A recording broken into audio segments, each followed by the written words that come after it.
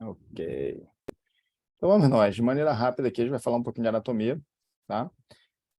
Quem quiser ir conversando, só abrir o áudio, chama aqui, tá certo? Manda mensagem no chat aqui que eu vou tentando conversar com vocês, tá certo?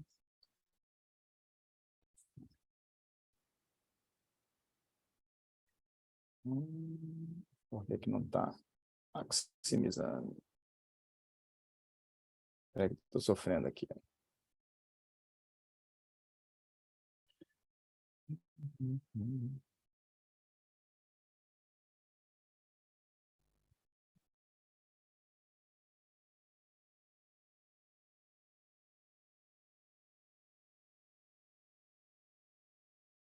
Perfeito, aqui agora está aparecendo. Deixa eu só dar uma olhada em uma coisa. Não aparece na tela. Tá. Muito bem, vamos lá. Vamos conversando aqui.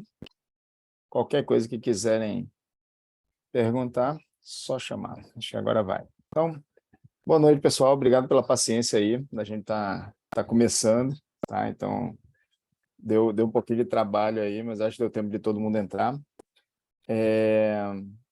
Vou falar um pouquinho hoje de consideração anatômica, tá? Tentei separar aqui por áreas, o que é interessante da gente saber quando está fazendo implantodontia, tá?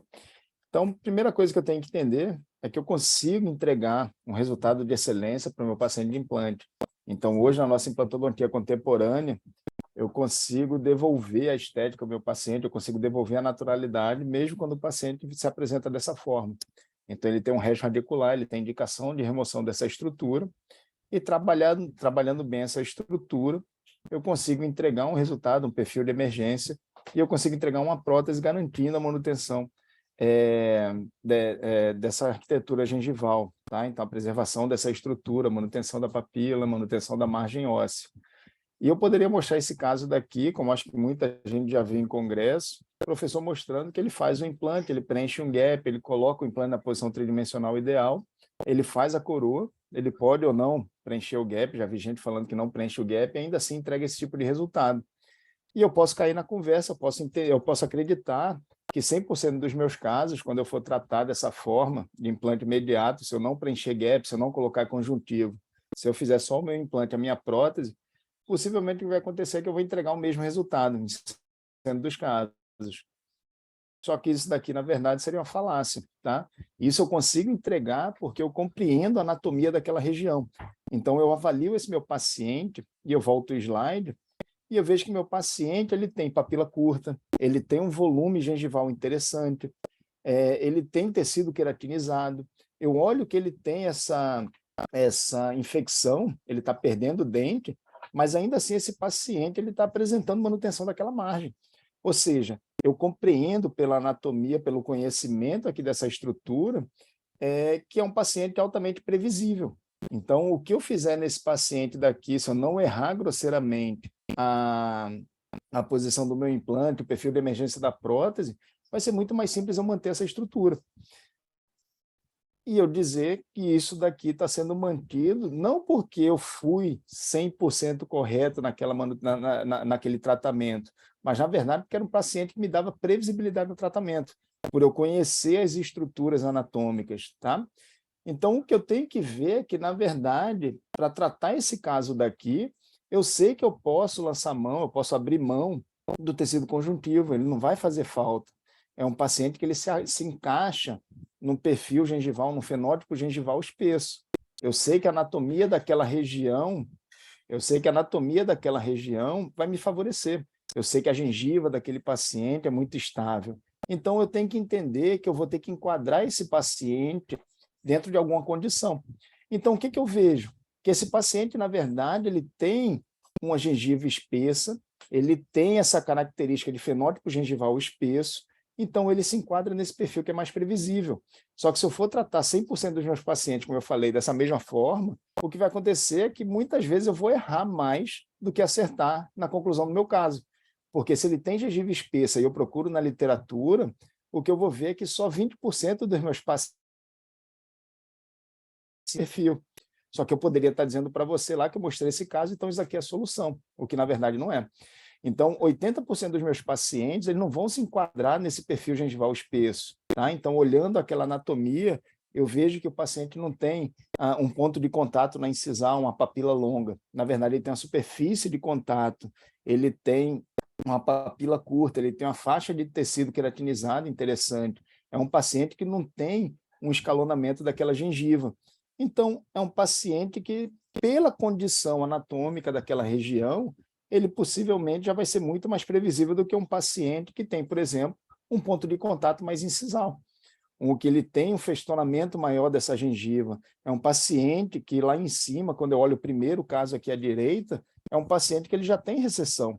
Então, eu sei que se a gengiva dele é mais delicada, se ele tem papila longa, ele também vai ter fenestração óssea ao longo daquele dente, ao longo daquela raiz. Ou seja, 80% ou 67% dos meus pacientes que se enquadram nesse fenótipo gengival fino vão precisar de algum tipo de abordagem a mais, pela condição anatômica dele, para poder garantir previsibilidade.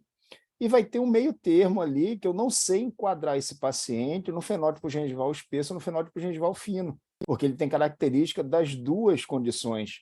Então, esse paciente, se eu for deixar ao acaso, eu também não sei se ele vai cicatrizar, se vai reparar essa estrutura, caminhando para um perfil espesso, ou se ele vai caminhar para o perfil fino, porque, na verdade, ele tem as duas condições. Eu estou em dúvida de para qual lado que ele vai, ele está intermediário naquela condição.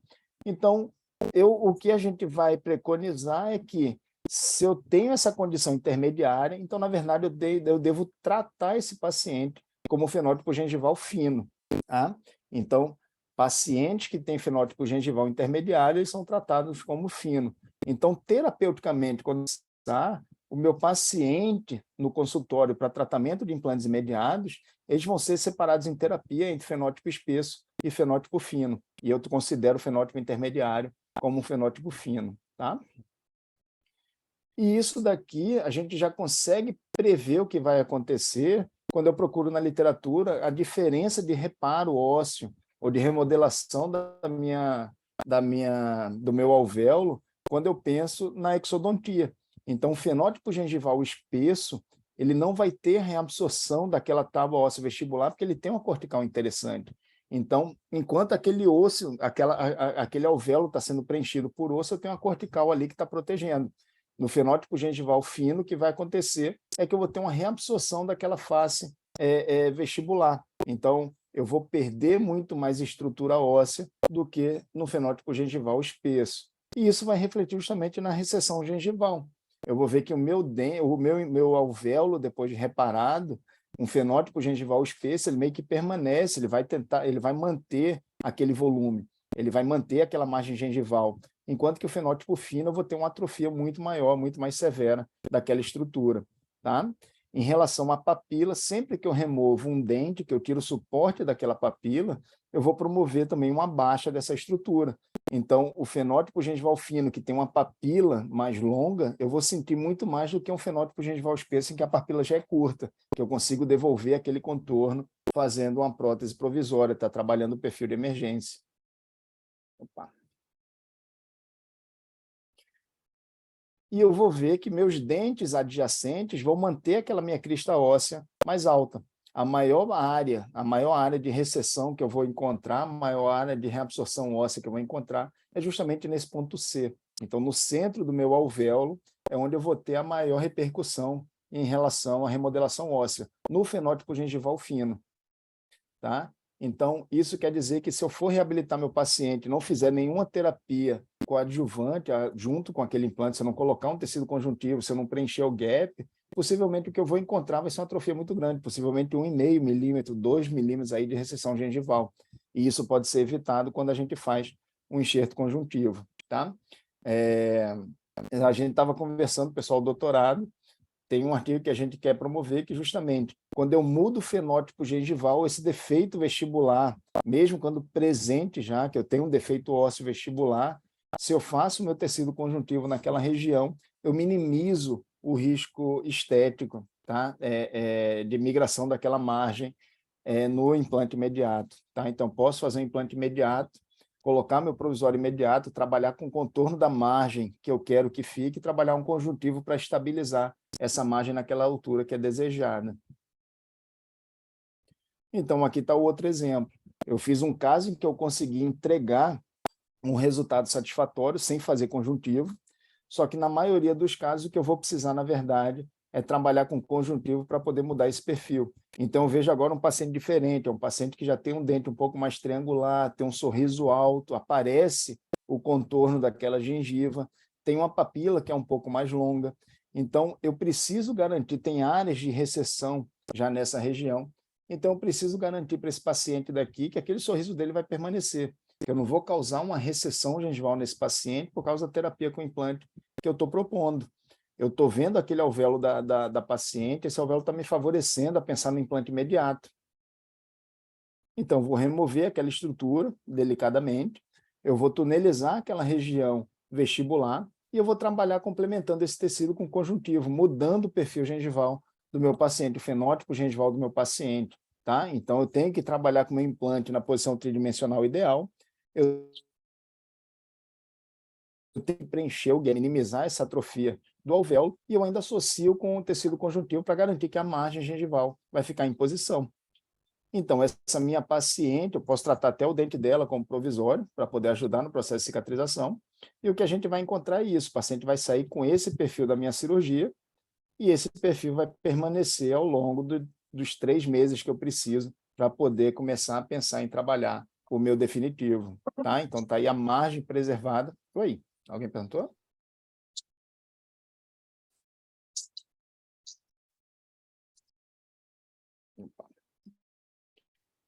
Então, aqui eu consegui entregar o resultado final.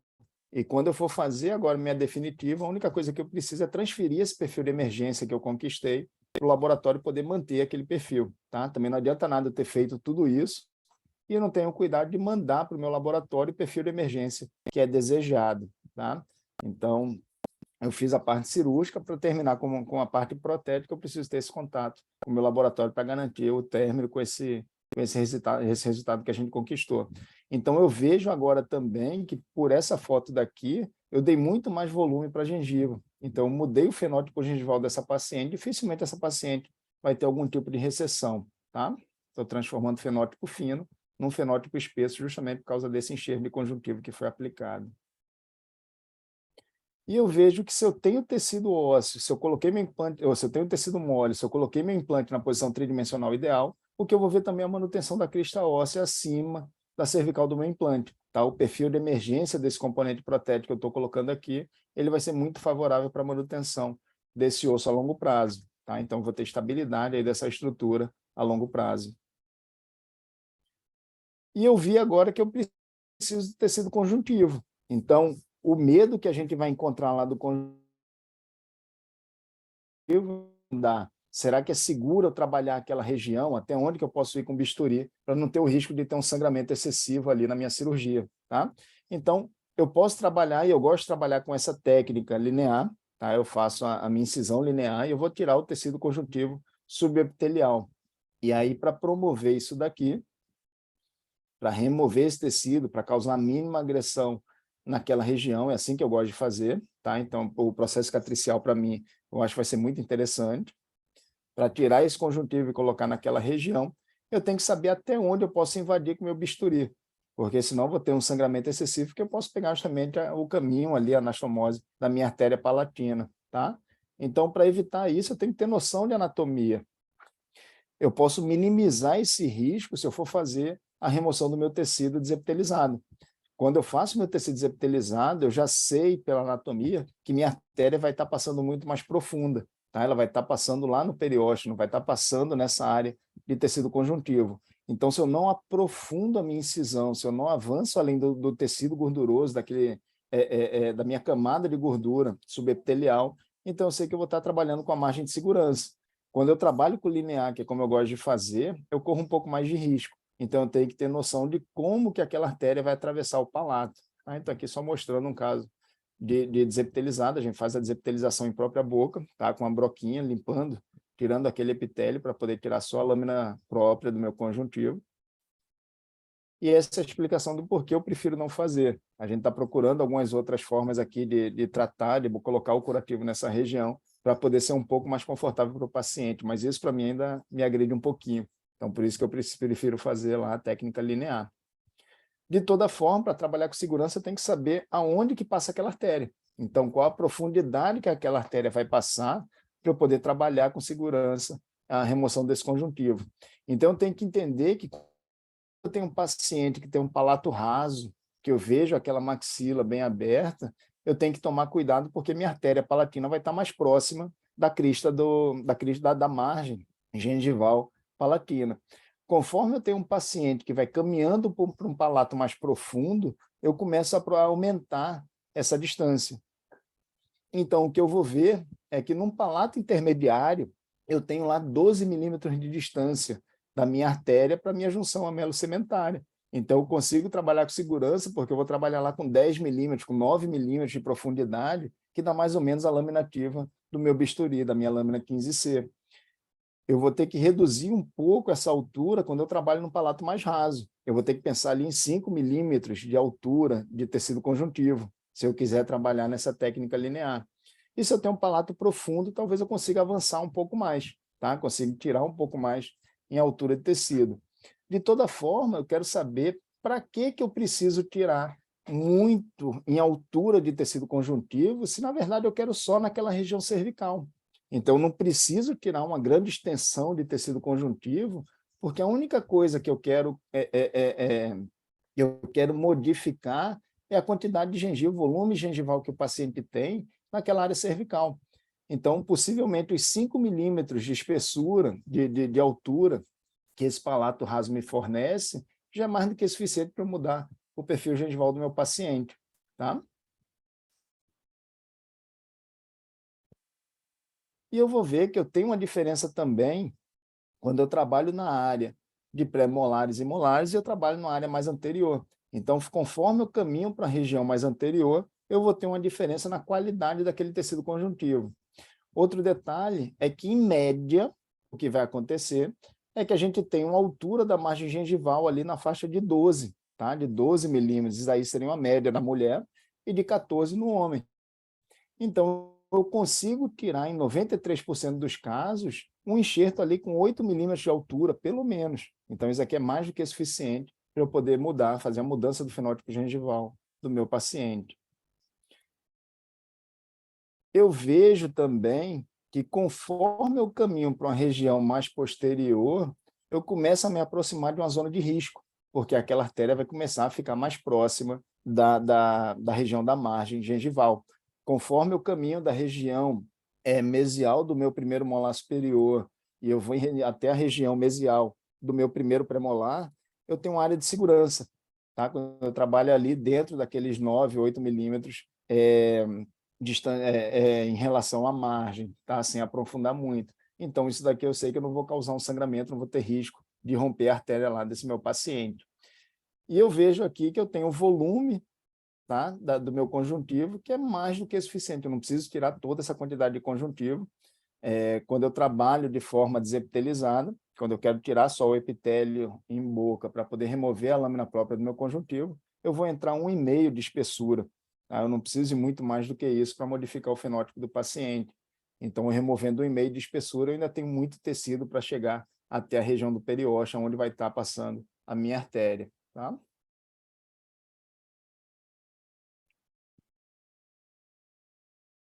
Apesar de eu ter um volume interessante na região do pré-molar, o que eu vou ver é que eu tenho uma camada glandular, uma camada gordurosa muito mais intensa do que o que eu encontro na região de molares. Quando eu trabalho na região de molar, o que eu vou ver é que eu tenho uma lâmina própria desse tecido conjuntivo muito maior, de muito mais qualidade. Então, se eu consigo tirar dessa área do primeiro molar, eu vou estar tirando a quantidade, mas eu vou estar tirando uma qualidade melhor de tecido conjuntivo, tá? E esse é um dos motivos de começar a se modificar. Então, no curso aqui, com a nossa turma, a gente faz também um desepitelizado. E quando eu procuro na literatura, realmente, o tecido desepitelizado, o enxerto de conjuntivo desepitelizado, ele vai ter uma qualidade muito maior do que o subepitelial. Tá? Então, o subepitelial, às vezes, eu tenho limitação na quantidade de conjuntivo que eu ofereço para o meu paciente. E voltando para os implantes imediatos, nem sempre querer é poder. Então, precisa entender também que variações anatômicas vão me limitar em relação a quando eu posso colocar, ou quando eu posso oferecer um implante imediato para o meu paciente. Então, Joseph Kahn já mostrou aí em artigos da literatura que ele tem o tipo de alvéolo classe 1, um alvéolo do tipo classe 2, o alvéolo classe 3 e o alvéolo classe 4. Idealmente, eu deveria tratar implante imediato nos alvéolos do tipo classe 1, onde eu tenho uma relação do meu ápice com aquele alvéolo, esse ápice, ele estando mais relacionado com a face vestibular do que com a face palatina. Então, eu teria todo aquele triângulo palatino para poder estabilizar o meu implante, para poder oferecer um implante imediato. Na classe 2, o que eu vou ver é que a raiz do meu dente ela é muito robusta. Então, praticamente, ela preenche toda aquela cavidade, todo aquele alvéolo com o volume da raiz, não sobra osso praticamente para a gente estabilizar o nosso implante. Na classe 3, o que eu vou ver é que o ápice agora vai estar em contato com a face palatina. Então, eu me arrisco a não ter nenhum tipo de osso apical justamente pela posição da minha raiz. Eu teria que deslocar o meu implante, ou angular muito o meu implante para vestibular, correndo risco para poder conseguir essa estabilidade na vestibular. E, por fim, eu tenho um alvéolo tipo classe 4, que eu teria essa atrofia do meu alvéolo, essa compressão do meu alvéolo numa região mais apical. E aí talvez seria difícil de eu passar o meu implante sem romper alguma das corticais, tá? Então não seria interessante eu arriscar. Então, dentro desses perfis de alvéolo, talvez o classe 1 realmente fosse o indicado para estabilizar o meu implante imediato. E na aula do Joseph Kahn, eu assisti algumas apresentações, ele chega a falar que 40% dos pacientes que se apresentam com a perda dentária é que teriam condições de se instalar um implante imediato, tá? De forma segura. Outros detalhes que teriam seriam as variações de defeito, mas a gente foge um pouquinho da anatomia, tá? Então, em relação ao defeito, defeitos mais simples que não envolvem a papila do meu paciente, em que eu não tenho uma repercussão muito grande em relação à recessão gengival, também não são contraindicação nenhuma para eu instalar um implante imediato. O problema maior é, por exemplo, quando eu vejo no artigo do Tarnow que esse defeito do tipo 3, em que eu tenho a recessão associada com essa perda óssea vestibular. Ou então, quando eu vejo no artigo do Kahn, que ele diz aqui que tem esse super-U, tá? Ou W, que seria um defeito extenso pegando a região interproximal, pegando as cristas proximais dos dentes adjacentes. Então, eu já tenho comprometimento estético inicial, esse comprometimento estético inicial iria repercutir na minha prótese final, tá? No meu resultado final. Então, eu vou tentar sempre trabalhar nesse defeito do tipo classe 1, ou desculpa, desse alvéolo do tipo classe 1. Esse alvéolo do tipo classe 1, eu vou começar pensando sempre na coroa do meu implante, vou pensar sempre num parafuso, numa prótese parafusada, então quero essa minha prótese emergindo pelo símbolo, então vou tentar direcionar esse meu implante mais para a palatina. Então, por isso que essa angulação do ápice da minha raiz para a região vestibular vai favorecer a estabilidade final do meu implante, a estabilidade primária do meu implante, tá? E eu vou sempre escolher fazer esse tipo de procedimento de implante imediato no paciente da foto de cima, em que, apesar dele estar perdendo aquela estrutura dentária, a condição estética dele está muito favorável. Diferente de eu pegar o meu paciente aqui de baixo, que já tem uma condição estética deficiente. Então, se eu fizer meu implante imediato aqui, fazer essa reconstrução prévia, sem corrigir essa estética prévia, na verdade, eu vou estar só mantendo aquele defeito. Então, do jeito que ele está se apresentando aqui inicialmente, ele vai se entregar, ou vai ser o resultado entregue nos finalmente. Tá? Fugindo um pouquinho dessa área anterior e caminhando para a maxila posterior, é muito comum eu precisar fazer levantamento de seio. Então, eu vou trabalhar, e é bem frequente eu precisar fazer alguma manipulação do seio maxilar. Tá? A gente tem diminuído um pouquinho a quantidade de abordagem de seio por causa da densificação, mas ainda hoje eu tenho que fazer muita janela lateral e eu tenho que preencher aquele seio para poder permitir a instalação de osso, ou a instalação do meu implante. E eu vou ver que meu seio ele tem duas particularidades. O meu seio ele pode apresentar um septo dentro daquela estrutura, ou então ele pode apresentar uma anastomose da artéria justamente no caminho de onde eu vou fazer a minha janela lateral. Tá? Essa anastomose vai ser da artéria alveolar anterior com minha artéria alveolar posterior. E eu vou ver que ao longo da parede lateral do seio, eu vou ter justamente essa anastomose, então minha artéria passando. E essa artéria ela pode passar tanto no periósteo, fora da janela do seio, como ela pode passar na membrana mucosa do meu seio maxilar, como ela pode passar por dentro da região óssea, tá? Por dentro daquela janela óssea, ou por dentro daquela estrutura óssea que está ali na parede lateral do seio. De toda forma, essa janela, a gente vai ver que na literatura ela está 100% presente. Desculpa, essa anastomose está 100% presente ali de alguma forma, seja internamente, seja por dentro do osso, ou seja externamente àquela estrutura, tá? Externamente ao seio. E alguns autores, como por exemplo Solar e colaboradores, ele diz que ela está lá a 18,9 milímetros de distância da crista óssea. E eu procuro outros autores e eles falam que essa artéria vai estar presente só em 52,9% das vezes. Tá? Então, o que está acontecendo de diferente nesses dois artigos? Então, o que eu vejo aqui é que, primeira coisa, o primeiro artigo ele fala de cadáver. Então, foi um estudo feito em cadáver e que 100% dos casos foi encontrada aquela artéria, independente de onde ela estivesse. E essa altura de 18,9, porque ele não especificou se era em cadáveres sem o elemento dentário ou com o elemento dentário. Então, talvez isso tenha alongado um pouquinho a distância da crista para a região da artéria. No outro estudo que a gente vai ver, de Elian e colaboradores, esse 52% da presença da artéria é no estudo tomográfico. Então, quando eu faço uma tomografia, impossivelmente 53% dos casos, o que eu vou ver é essa bolinha radiolúcida dentro do osso, onde está aqui na pontinha da seta. Então, essa bolinha aqui, eu consigo identificar o trajeto da minha artéria.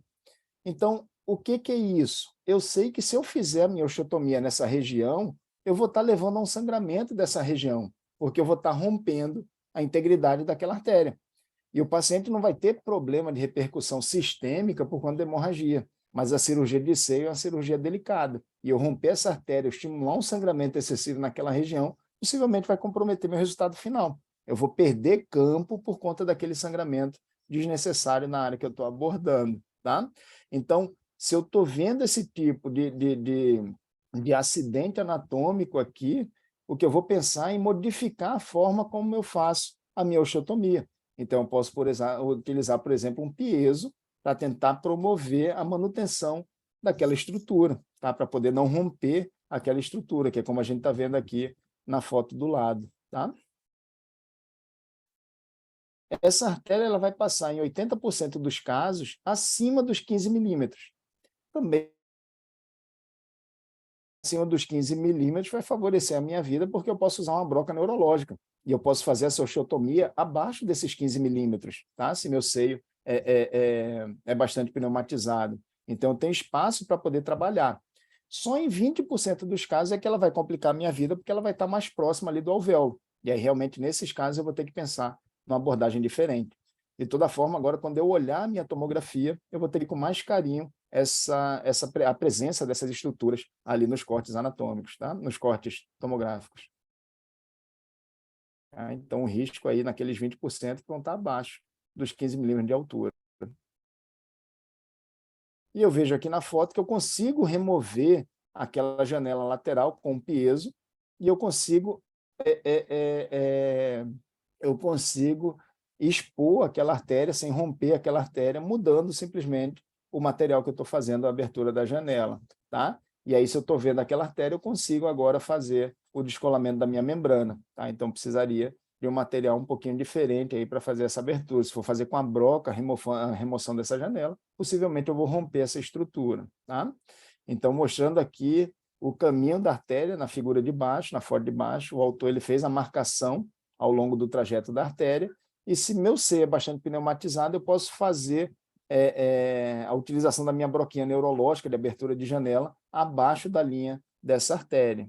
E eu vejo nas fotos dos cortes tomográficos aí da direita e da esquerda, que se eu olhar com calma a janela óssea, a parede lateral do meu seio maxilar, eu vou ver que ele tem uma perfuração. Então, é justamente essa perfuraçãozinha, essa bolinha radiolúcida, que é o trajeto da minha artéria. Então, eu consigo mensurar qual a altura que eu tenho aí, qual a distância que eu tenho da minha crista para a minha artéria. Tá? Tá aí outro caso, essa artéria para não comprometer o resultado final. Além da artéria, outro detalhe que eu vou ter que tomar cuidado no meu seio maxilar é justamente o septo. Então, o septo ósseo maxilar, ele pode ser considerado como primário ou secundário. O septo primário é aquele septo que já está desenvolvido dentro do seio do meu paciente, independente da manobra cirúrgica que a gente fez.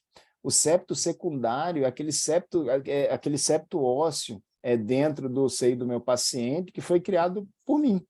Então, se eu fiz exodontias em tempos diferentes, o que vai acontecer é que na hora que eu tirei um dente, eu forcei a pneumatização daquele seio, só que se eu deixei o dente adjacente, aquela raiz ficou projetada para dentro do seio.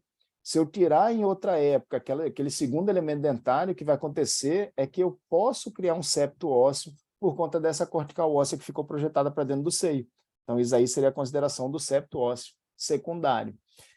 O problema dos septos é porque muitas vezes os septos têm alturas maiores do que 7,5 milímetros, como a gente vai ver, de 20% a 35% dos casos, eu tenho um septo ósseo aí maior do que 7,5 milímetros. E o problema do septo é que muitas vezes ele vai aumentar para mim o risco de lesão, de rompimento da membrana, de lesão da minha membrana sinusal, por conta do descolamento. Eu vou dificultar aquele descolamento e vou aumentar o risco de lesão que eu posso promover para o meu paciente, tá? E aí, se eu rompo aquela membrana, eu vou ter que mudar a minha abordagem, vou dificultar um pouco mais a minha vida para conseguir o resultado satisfatório final.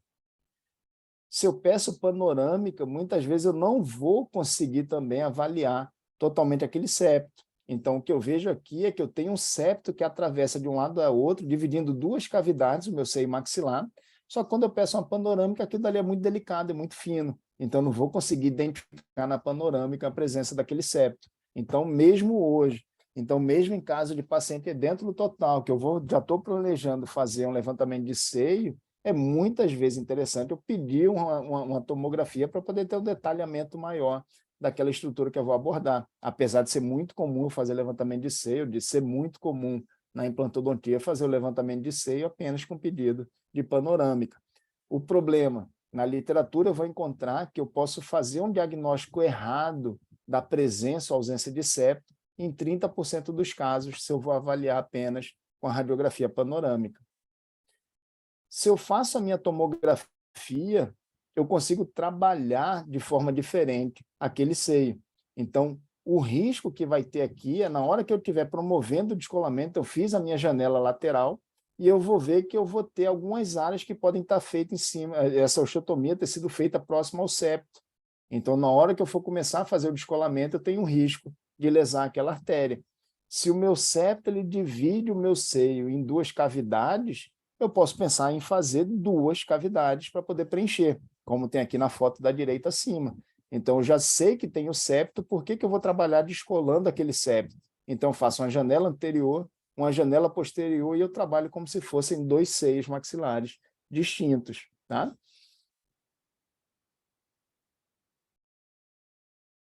Fugindo um pouquinho da maxila, caminhando para a mandíbula, a gente tem medo da vascularização da mandíbula. Então, eu tenho uma artéria facial, eu tenho uma artéria lingual, tem o trajeto dessa artéria que talvez para o bucomaxilo ela seja muito mais frequente, porque o bucomaxilo vai caminhar, vai trabalhar naquela área. Então, por exemplo, no caso de fratura, eu vou ter que expor aquela face vestibular da minha mandíbula e talvez eu esteja trabalhando próximo da artéria facial. Para implantar aqui vai um pouquinho mais longe, porque quando eu olho lá o meu detalhe anatômico, ele está muito longe de áreas que eu vou fazer reconstrução para colocar implante. Tá? Então, essa artéria daqui, eu teria que ter um erro muito grosseiro para poder romper uma artéria facial do meu paciente. Então, esse medo daqui eu não vou ter. O problema maior agora está, como a gente trabalha com grandes reconstruções posteriores na mandíbula, seria a questão de estar me aproximando de áreas nobres da região sublingual. Então, minhas glândulas sublinguais, minha glândula submandibular, ou então minha artéria lingual que está passando ali próximo. Então, isso daqui seria um pouco mais, me causaria um pouco mais de receio se eu não soubesse a posição anatômica dessa estrutura.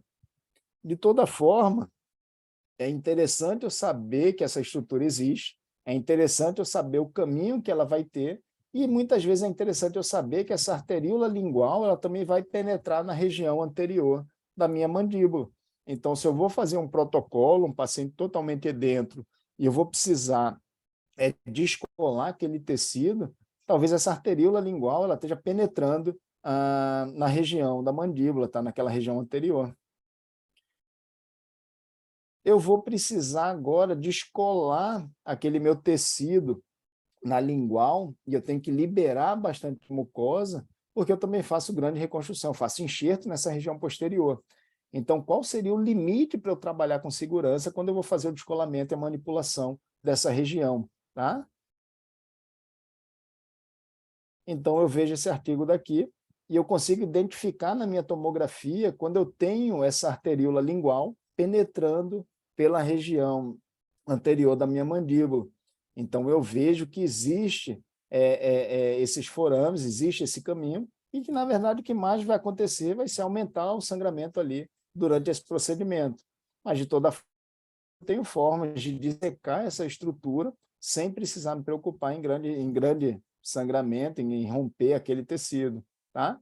Então, você consegue descolar aquela mucosa e distender aquele tecido, liberar o tecido conjuntivo em volta das arteríolas para poder minimizar o risco de sangramento, tá? Então, trabalhando com delicadeza, você sabendo o acidente anatômico que está ali naquela região, você consegue mudar a sua abordagem para minimizar o risco de trauma para aquela estrutura.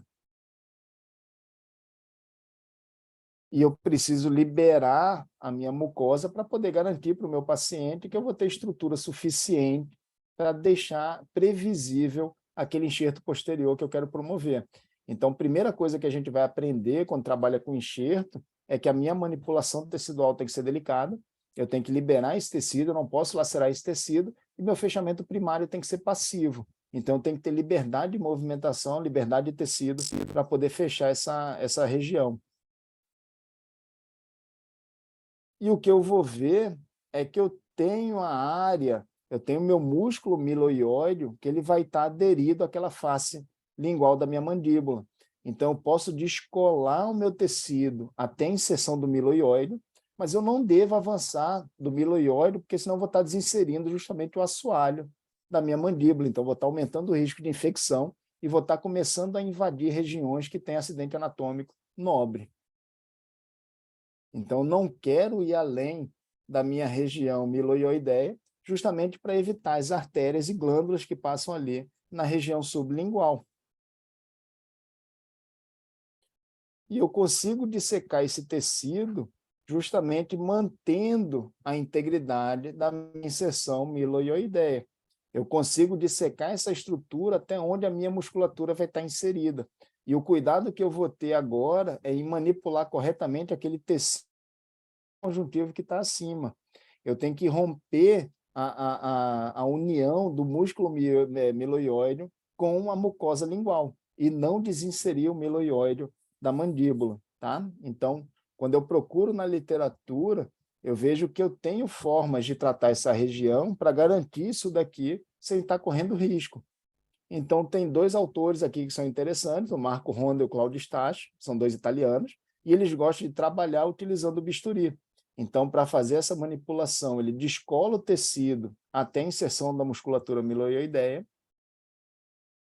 ele vai colocar o descolador entre a musculatura e a mucosa, tunelizando aquela região, e ele vai passar o bisturi por cima desse descolador, expondo aquele tecido conjuntivo que está ali por baixo. Então, ele consegue agora liberar tecido para poder fechar passivamente aquele retalho que foi criado para fechar o enxerto. Eu gosto de trabalhar como Urban, eu acho mais simples. Então, o Urban, ele estudou um pouco mais aquela região e ele promoveu essa classificação. Então, ele divide a inserção da musculatura miloioideia em zona 1, zona 2 e zona 3. A zona 1 seria aquela região do miloioide mais posterior, em que eu tenho uma inserção mais alta dessa musculatura na mandíbula. Eu tenho a zona 2, que é na região do primeiro molar e dos premolares, e do segundo premolar, que é a zona 1 que tem uma inserção intermediária dessa musculatura. e eu tenho a zona 3, onde essa minha musculatura vai ter uma inserção muito mais baixa do que, por exemplo, a zona 1 e a zona 3, e a zona 2, tá? Então, seria ali caminhando para essa região anterior. Então, se eu tenho diferentes zonas de inserção da musculatura, eu tenho que tratar de forma diferente as 3 zonas de trabalho. Então, na zona 1, eu não preciso descolar o tecido, eu vou só tunelizar aquela região retromolar. Na zona 2, eu vou só empurrar o meu descolador em direção à língua. E essa força do descolador que eu estou fazendo em direção à língua já é suficiente para romper a inserção da musculatura no meu tecido mucoso lingual.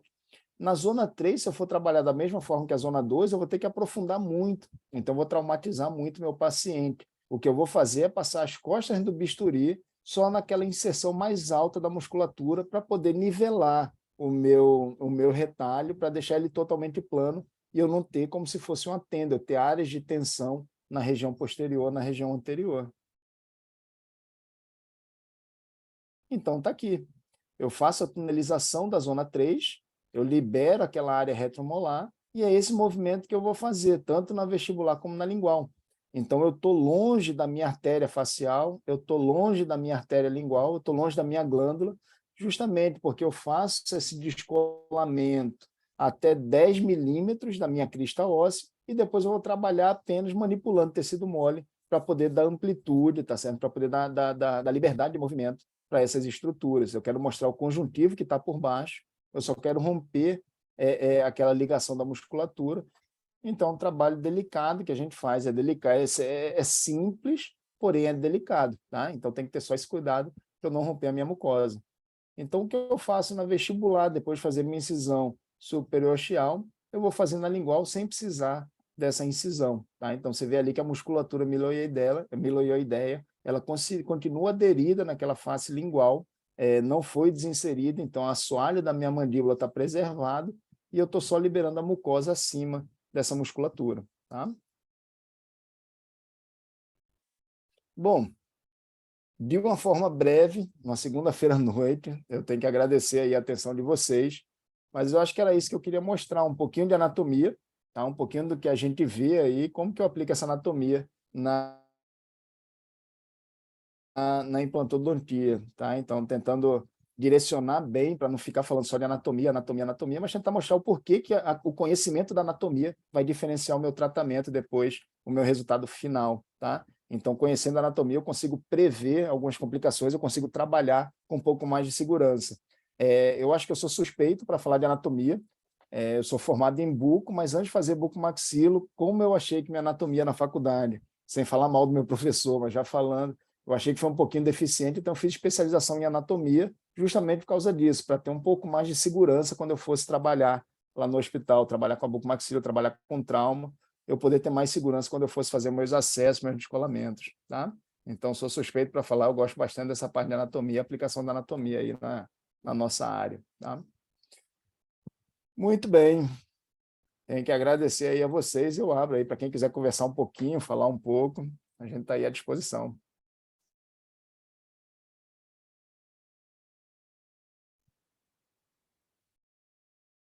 Vamos ver.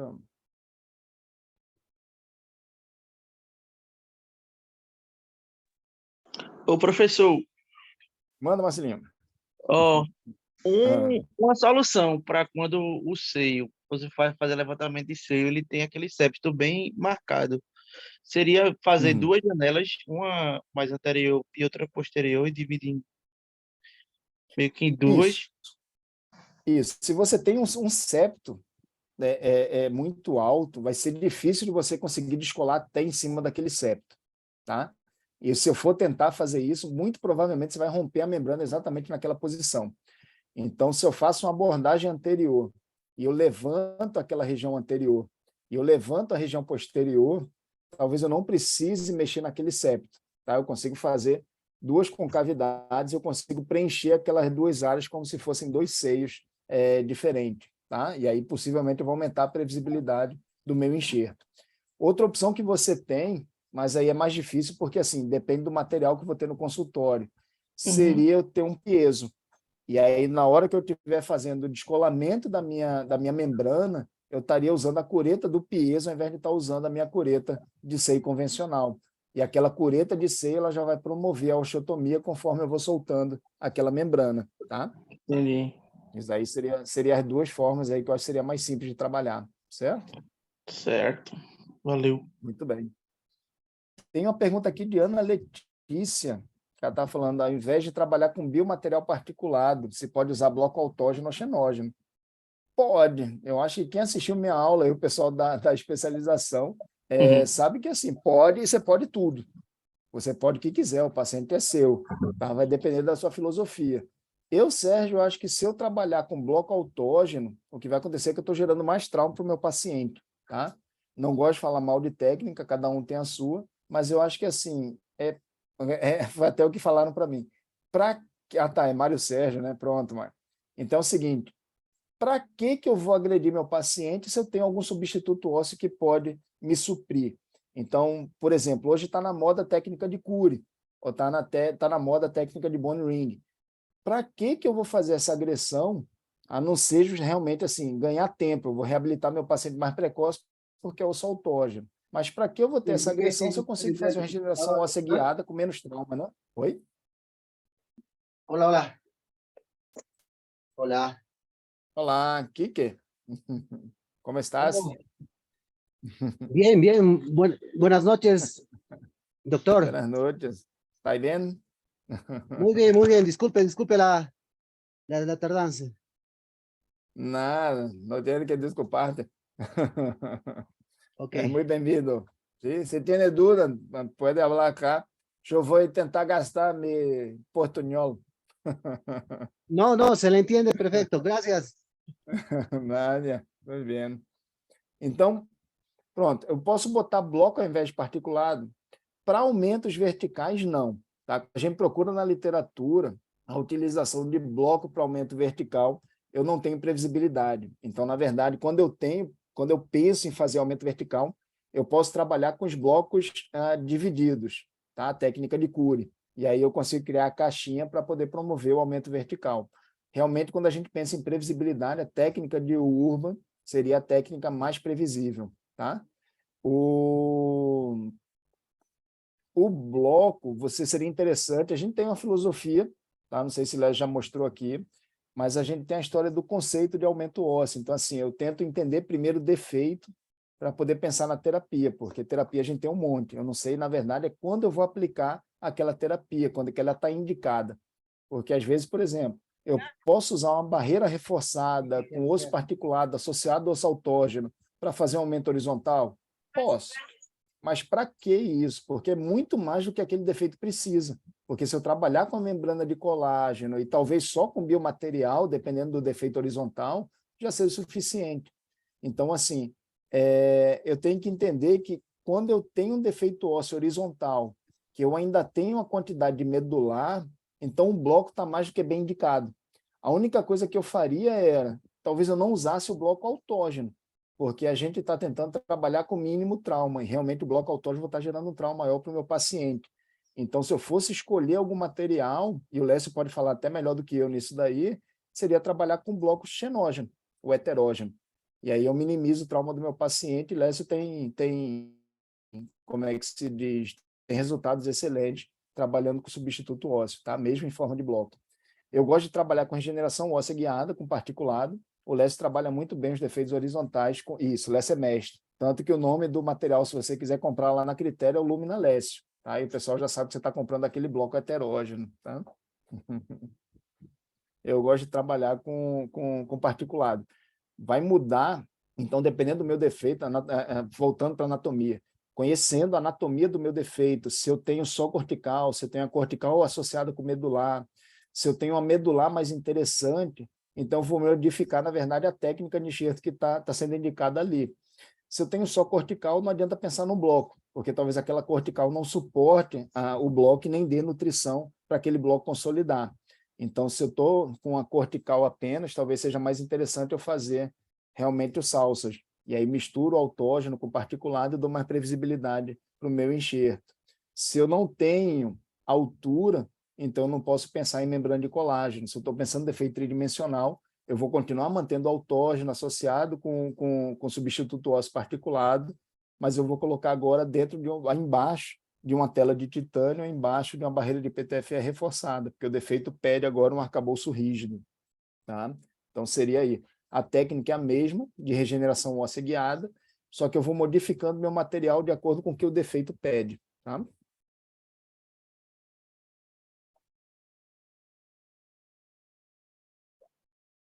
Muito bem.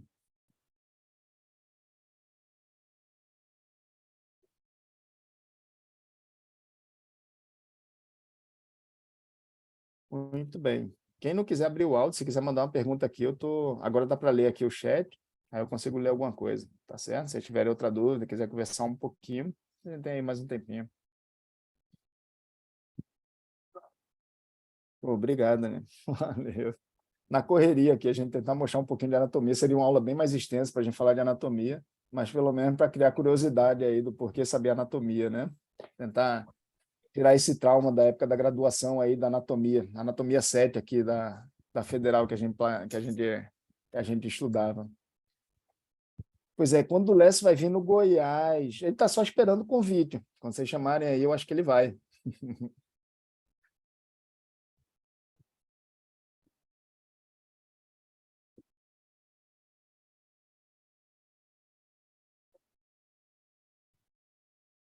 Muito bem.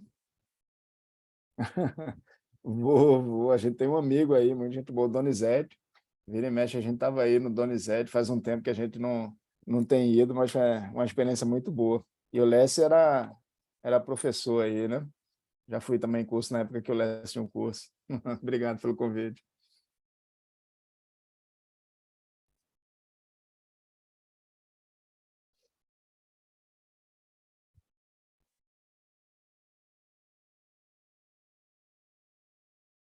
Muito bem. Buenas noches. E es melhor usar enxerto. Tá, muito bem. Jim. Então, o Jim está perguntando aqui se vale a pena eu trabalhar com o retalho. Na verdade, não seria, Jim, não seria um enxerto pedicular. Aqui no Brasil, a gente chamaria do retalho pediculado. Então, poderia trabalhar com retalho pediculado, puxar do palato para aumentar o volume tecidual ali na vestibular. Posso, sem problema nenhum. Você vai ver muitos autores trabalhando com o retalho pediculado, a rotação do retalho, tá? Para poder fazer o ganho de volume. Eu acho que a técnica é um pouco mais sensível. Tá? Eu garanti que na hora que eu rodar o meu retalho, ele não vai ter a compressão por causa daquela torção do tecido, ele não vai ter a necrose daquela região. Então, realmente, assim, eu acostumei a fazer o tecido conjuntivo, tá muito grande, ou então quiser fechar um alvéolo, alguma coisa, realmente eu rodo o retalho para poder fechar o fechamento, para promover o fechamento em primeira intenção do meu alvéolo. Mas eu tenho trabalhado muito com conjuntivo, a gente tem trabalhado um pouco menos com gengival livre. Eu acho que na implantodontia, assim, um pouco menos com pediculado, tá? Mas pode ser utilizado também. Se você está confortável com essa técnica, você consegue ganhar volume da mesma forma, tá? É um pouco mais sensível só. Em relação a quando usar o conjuntivo ou o segredo do pediculado é como você manipula aquele tecido. Porque assim, eu tenho que fazer a liberação do meu conjuntivo, eu tenho que garantir o volume daquele conjuntivo e eu tenho que promover, eu tenho que desenhar o meu retalho de forma que eu consiga rodar aquele conjuntivo por baixo do meu tecido, tá? Então eu teria que tunelizar aquela área acima da crista, teria que passar o meu conjuntivo por baixo dessa região e na hora de eu passar esse tecido eu não ter a compressão daquele pedículo que ficou aqui atrás, eu não ter torção daquele pedículo, porque senão o que vai acontecer realmente eu vou tirar a vascularização e eu vou promover uma necrose daquele retalho. Isso, a nutrição. Então, a forma que você manipula ali, você pode acabar comprometendo a nutrição. Então, o que eu tenho feito hoje que eu acho mais simples? Mesmo quando eu quero ganhar no onlay, então eu tiro meu tecido conjuntivo, seja o subepitelial ou seja o desepitelizado, eu removo aquele conjuntivo e eu coloco ele em cima da minha crista e eu suturo por cima, tá? Então eu consigo ganhar em altura. E hoje a maior briga que a gente tem, na verdade, o maior cuidado que a gente tem para manutenção de osso é justamente aumentar esse volume de conjuntiva, aumentar esse volume de gengiva, independente de quanto que o paciente tenha. Pensando em volume gengival, quando a gente pega a população como um todo, se esse paciente ele tem um fenótipo gengival espesso, então ele tem uma boa quantidade de gengiva, tá? Um bom volume gengival, esse paciente vai ter ali 1,6, não vai ter muito mais do que isso, 1,6 milímetros. Quando a gente quer trabalhar dentro da filosofia da perda de osso zero, eu tenho que estar pensando em 3 milímetros de espessura gengival. Tá? Pelo menos é isso que o Linkevicius preconiza. Então, assim, 100% dos pacientes eu teria que colocar algum tipo de enxerto. E aí volta para aquela questão de quanto que eu preciso tirar. 1,5 milímetro de espessura ali de conjuntivo já seria suficiente para dar esse volume. Então, meu 1,5 de conjuntivo associado ali com 1,5 de gengiva que meu paciente já tem. Tá? Então, 100% dos casos a gente teria essa indicação, mas não trabalharia com pediculado, trabalharia realmente com enxerto conjuntivo. Tá? A dúvida que tem, a briga que tem é se eu preciso de queratina ou não. Então, isso daí são alguns artigos que a gente quer fazer, são alguns estudos que estão sendo promovidos para saber se, assim, eu preciso de volume de gengiva para garantir esse espaço biológico ou eu preciso de tecido queratinizado para proteger também aquela região do implante, tá? Para evitar periimplantite. Tá?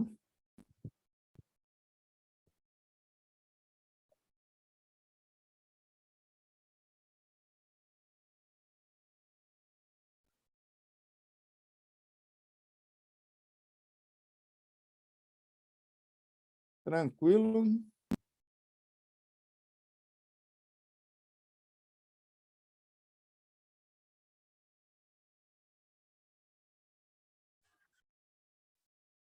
Nada. Que isso, Ana. Espero ter respondido aí bem. Bom, pessoal, estamos aqui uma horinha. Queria agradecer a presença de todos, tá? Vocês terem disponibilizado aí a segunda-feira para assistir Anatomia. Então, realmente, vocês estão bastante interessados. Só posso elogiar essa turma toda, tá? Obrigado, pessoal. Então, tem gente aqui, aluno da gente, aluno aí de fora. Me saludos a meus amigos e muito Augusto.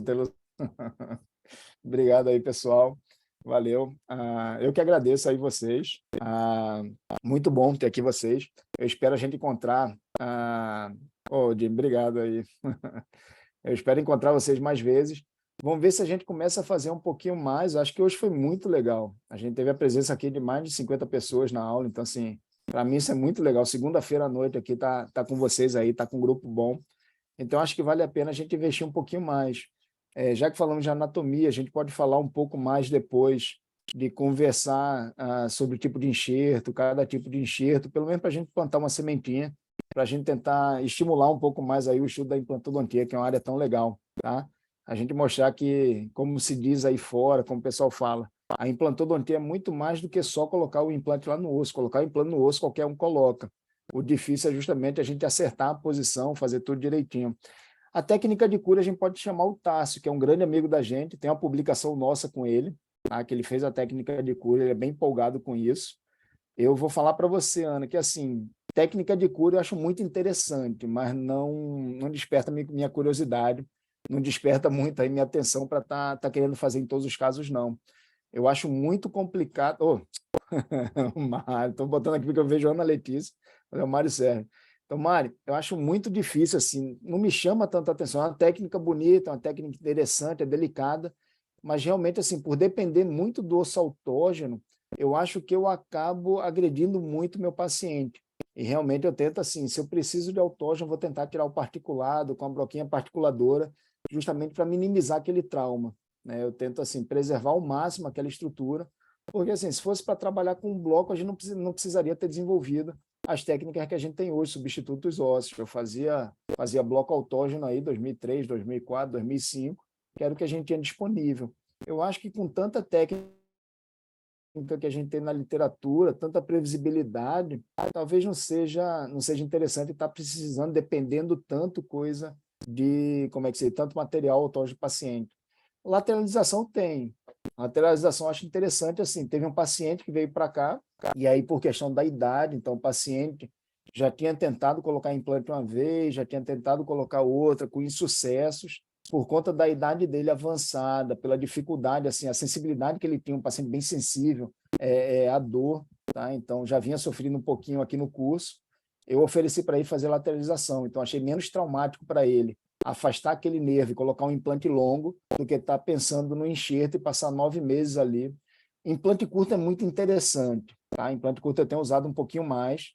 O Eduardo Dias falou aqui com a gente também. Então, assim, em mandíbula, às vezes, o que era a paradigma na implantodontia de implante curto, de você falar que implante de 8 milímetros era curto, na verdade, talvez o implante de 6 milímetros hoje não seja nem tão curto, já que quando a gente olha que a dissipação de carga dentro do implante, dentro do osso, quando colocado em função, região posterior, eu posso fazer até um implante unitário, posso fazer uma coroa unitária em cima de um implante curto, um implante de 6, 7 milímetros aí, porque se eu garanto a manutenção daquela crista óssea, e eu vou procurar na literatura, quanto do implante que sofre carga depois que ele está osso integrado, na verdade são 6 milímetros.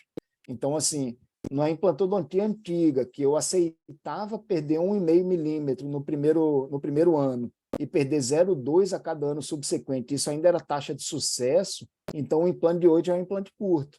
Porque quando eu coloco o implante de 8 e perco 1,5, eu já estou próximo dos 6. Passou 2 anos ali, eu já diminuí, né? Eu já estou chegando ali naqueles 6, que é o mínimo, e estou perdendo a cada ano que passa. Então, talvez eu aumentar o implante fosse interessante, já pensando na perda. Mas se hoje eu consigo manter aquela crista óssea e eu coloco um implante de 6, que é o quanto vai ter de dissipação do osso, talvez o implante do tamanho ideal ali para trabalhar depois de osso integrado. Não vou dar uma carga imediata nele, porque talvez eu não tenha tanta estabilidade primária, tá? Não tenha tanto bique para suportar uma prótese imediata, talvez seja correndo risco. Então, vale a pena para o implante imediato com provisionalização trabalhar com um implante mais longo. Mas se eu vou esperar o processo de cicatrização, o processo de osso-integração, esperar os 3 meses, curto com nimose, colocado no nível ósseo, ou um pouquinho infraósseo, e preservando aquela crista, então aumentando o tecido gengival para não ter essa ulcerização, eu acho que implante curto aí é mais do que bem indicado na mandíbula. O que eu vou ter que pesar no paciente é, assim, a dificuldade de higienização e talvez a questão estética, que o paciente não aceita uma coroa tão longa, se eu depender tanto dessa região posterior então, assim, eu tenho uma reabsorção tão grande na região posterior para botar o curto, então quer dizer que eu vou ter que alongar aquela minha coroa. Então, talvez no sorriso do paciente ele não aceite, mas funcionalmente vai muito tranquilo. Aumento vertical em mandíbula funciona e funciona muito, tá? Eu sou fã de aumento vertical. Na verdade, essa aula que eu tenho dado para critério aí já vem há algum tempo, tá? Então, gosto muito. Eu tive a oportunidade de fazer o curso com o Urban. Então, assim, eu aprendi com o Robert, da Implante Pérez, já é um espetáculo como o Robert trabalha, e eu ainda refinei um pouco até quando tive a oportunidade de fazer o hands-on com o Urban, de ter as aulas dele e de fazer o hands-on com ele, porque realmente, assim, você vê a delicadeza da técnica. Se vocês quiserem, eu posso combinar, a gente dá um mêsinho aqui de descanso, em abril a gente pode falar especificamente do vertical. E aí eu mostro os casos verticais, e eu digo para você que, assim, não só a técnica dá certo, como você vê que, na verdade, a técnica ela depende mais de como você manipula aquele tecido. Pô, Robert, eu sou fã dele. Pode mandar abraço para Robert. E mesmo que assim, não é nem Robert, é Roberval. Pode falar para Roberval que Sérgio aqui é fã dele, é um amigão. A gente tinha pensado em fazer até uma pesquisa junto em paciente fissurado, justamente usando essa técnica do vertical, tá? Usando a técnica do Salsas. Então, assim, eu sou fã disso. Eu comecei com ele, porque assim, eu era bem buco raiz. Quando eu comecei a aprender com o Robert, que ele é contra-bloco, que ele trabalha muito particulado, então mudou a forma de ver, e eu refinei um pouco com o Urban. E fica tão refinado que, assim, conseguir ver, a gente consegue comprovar que, na verdade, mais importante até do que o material que eu estou colocando é como eu trato aquela região. Então, como eu manipulo aquele tecido, como eu libero aquela mucosa, como eu fecho a mucosa. Talvez seja mais importante até do que qual a marca, qual o rótulo do vinho que eu estou bebendo ali naquele momento. Porque, assim, a gente tem caso de baiose, falando de marca, então eu tenho um caso reabilitado com baiose, eu tenho um caso reabilitado com osso critéria. Eu tenho caso reabilitado embaixo de membrana citoplástica. Eu tenho caso reabilitado embaixo de tela da critéria. Eu tenho caso reabilitado embaixo da PTFE reforçado da critéria. Tem caso reabilitado agora que eu já estou começando a forçar um pouco mais, Então, assim, até o Honda Stache, que tá ali no artigo que eu botei na aula, eles, ao invés de usar o parafuso tenda, ele usa o implante como tenda, porque eu também sou, eu sou consultor da Critério, eu sou suspeito para falar, então eu trabalho bastante aí com poros large para fazer os aumentos, tá? E tem tido resultado interessante. Então, assim, hoje o que eu tenho feito, eu tenho arriscado um pouquinho mais, está tão previsível, está tão calibrado, a técnica está tão calibrada, que hoje eu acho que já vale a pena se arriscar um pouquinho e eu colocar aquele implante com ápice preso no osso, com estabilidade primária, mas aquele implante na altura que eu quero que ele fique embaixo do osso. E eu preencher todo o osso por cima do implante e fechar ele no momento que eu estou fazendo aumento vertical. Tá? Eu tenho um casinho lá para mostrar, está bem legal. Agora, como esse daí é novidade, assim, eu estou botando um implante, então é novidade para mim, tá? Não é novidade para a literatura. Como eu estou a trabalhar com implante imediato junto com o meu aumento vertical, então esse daí eu usei a membrana de referência. Então, na verdade, não usei nem a Cytoplastic, que a gente tem lá na Implacil, eu usei a RPM, que é a Geislich que está trazendo, que é a perfurada. Então, eu achei que era interessante usar essa daí para ter um pouquinho mais de contato com tecido mole, com periósteo, e eu botei uma membrana de colágeno por cima para poder ter para o meu tecido, para ser mais agradável para o tecido, para não estar minha gengiva em contato direto, minha mucosa em contato direto com PTFE. Tá? Então, foi só o que eu modifiquei. Mas se quiser, Aulinha, se quiser os casos lá do vertical, para mim vai ser um prazer. Eu acho muito legal mesmo, sou bem empolgado com isso. Muito bom, e que legal que você é primo do Robert. Muito bom. Ele já aprendeu a jogar tênis? Não, que na época que eu estava lá, ele estava emagrecendo e querendo jogar tênis.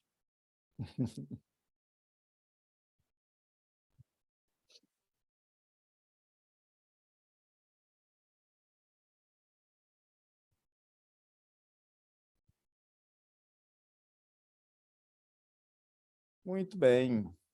Acho que cansaram. O pessoal aqui ficou quieto, estou falando sozinho.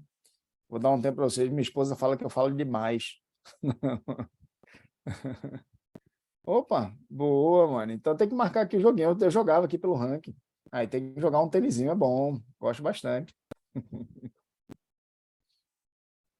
Quem teve aqui, eu apanhei aqui, foi do Puertas.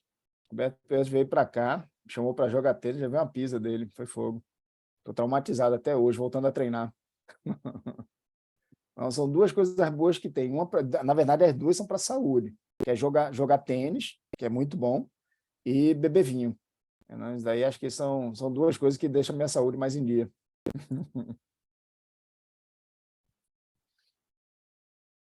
Tem que treinar mais. Tá mal. Tranquilo. Então, pessoal, mais uma vez, obrigado aí pela presença de vocês. Vamos mandando mensagem aqui, tá certo? Deixei lá. Deixa eu botar aqui para quem quiser. Tem meu e-mail, tá? Tem meus contatos aqui. Quem quiser entrar em contato, pode mandar um e-mail lá, dar um oi no Instagram, tá? Que a gente vai conversando. Então, tem alguma dúvida, alguma coisa, se eu puder ajudar. Como eu falei aqui, eu sou consultor da Critéria, então tem dúvida de material, tem dúvida de alguma técnica, alguma coisa, a Critéria normalmente encaminha essa dúvida para a gente conversar com o profissional que está em dúvida. Então, pode chamar lá, tá certo? Para mim é um prazer, não tem trabalho nenhum, estou à disposição aí de todo mundo.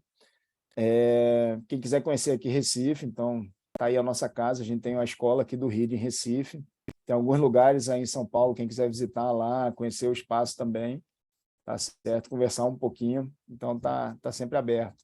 E vamos marcar também, conversar aí para a gente poder jogar o tênisinho, a gente poder tomar um vinhozinho depois.